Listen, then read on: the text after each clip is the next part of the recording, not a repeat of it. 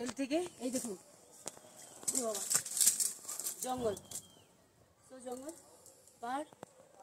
হ্যাঁ, এখন আমি এই জঙ্গলের পথ দিয়ে যাচ্ছি। দেখুন ধীরে ধীরে ধীরে ধীরে জঙ্গলের পথ দিয়ে যাচ্ছি, পায়ে হেঁটে জঙ্গলের সাফারি যাচ্ছি। কিন্তু এখানে বাঘও আছে, তবে এটা লোকালিটির মধ্যে কিছুটা যাব, তারপর আবার ব্যাক করব। হ্যাঁ, হোটেলের মালিক বললেন অনেক বাঁদর আছে, জানি না বাঁদর যদি অ্যাটাক করে কি হবে। আমরা এক হোটেল থেকে অন্য একটা জায়গায় এসেছি, পাহাড়ি পথে নেমে ওনাদের বাড়ি এটা। হ্যাঁ, তো এখান থেকে দেখুন পাহাড়ের চিত্র এখান থেকে ভালোই আসছে।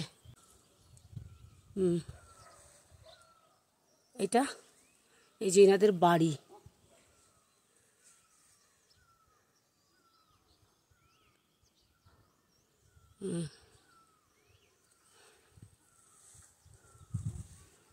ভীষণ সুন্দর, ভীষণ সুন্দর।